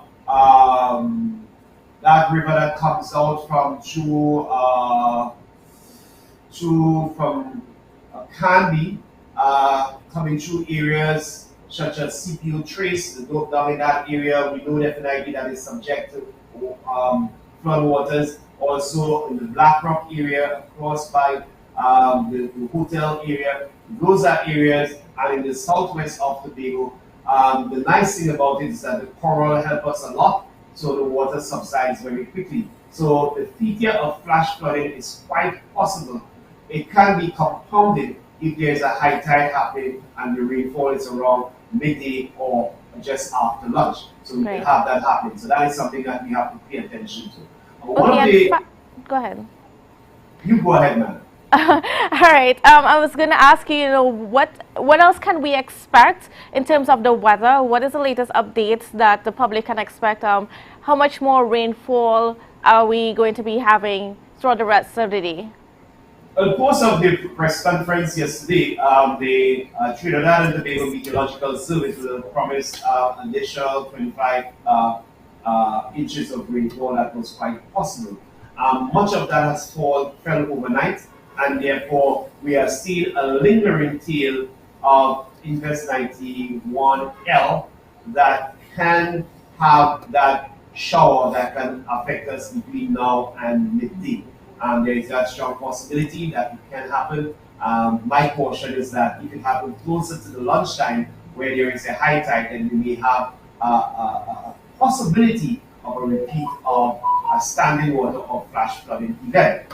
Outside of that, we can see the day clearing up nicely as we move towards the latter part of the day. I would like to lend my attention to the response because I know persons, especially those of you that are in residential properties, want to know, hey, when team are coming? That kind of thing. So, yes, the damage assessment teams are going to be out this morning conducting damage assessment. Last night we did quite a few in the areas of Delaford, those critical reports like the house that were damaged severely in the Delaford area. We had to evacuate another neighbor whose house seemed to be precariously hanging as a result of the possibility of landslide. Out of the caution of safety, we would have asked them to remove themselves and we placed them in a dwelling place overnight. The same thing goes for the Crabby report where a large landslide again came down in the back of a house. Last night we were able to, the chief secretary led a team that went to those areas and we looked at those reports. These people have been evacuated and been taken up by our 72 hours arrangement. The social services this morning will be starting their process where they will be looking at some of the social impact and how they can treat with them going forward. In regards to damage assessments and needs analysis, that will be conducted in order for us to have a true picture of what the cost of this damage is and what are the needs. There's a strong possibility that we could see an increase to the 144 reports. We could add an additional 25% to that in the coming hours as we go forward, where some of the rural areas, they take a little time before they make a report. They're not as agile as some of us are in terms of Facebook and having Stuart number and you see number before. But we want to beg you that if you have a report, if you have an incident, do the inspection at your home and you call 211. Make your report to 211, toll free, get it in, and so that the damage assessment can be conducted and we could see we move towards going back to be able to normalcy. Last but not least, schools. Okay, great. Schools we are hoping that the necessary assessments will be done on the infrastructure of our schools. Those assessments will be completed and the rehabilitation works can be completed in the sense that we're removing debris to some of the schools that littered with debris, and also for the use of maxi taxis who will be taking us to children. We try to make sure that the road surfaces are in a state whereby it's not a hazard to the children to and from school. So that is where we are today. Okay, great. I want to thank you so much, Mr. Stewart, for giving us that update. We'll unfortunately have to leave it there for now, but we'll probably connect with you a little bit later on, probably tomorrow, to see just a synopsis of, just what happened over these 2 days. All right. So viewers, well, we have to now move on to our other conversation now. And as we are experiencing inclement weather, that situation is compounding another inclement situation, and that's for the remaining Bonaccord residents. Now, we gotten some reports this morning that police are there to evict the last family that's on that land, and this family, as far as we have been aware, that they have not gotten any compensation yet, and they've not settled anything yet, or they don't have anywhere to go at this point in time. So to speak to us a little bit on what's been happening, we have Miss Rhonda Hackett, and she's the chairperson for the Peace Movement. Good morning and welcome to you.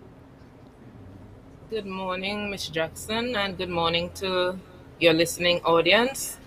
Now, as the public is aware, several of the residents would have made all the necessary attempts to move from the area. The family in question at this point in time, the Alexander family, their living situation would have been by far more complex than most individuals, having 2 different structures, both of them being commercial. There has also been 3 families still living within the area, within that given space.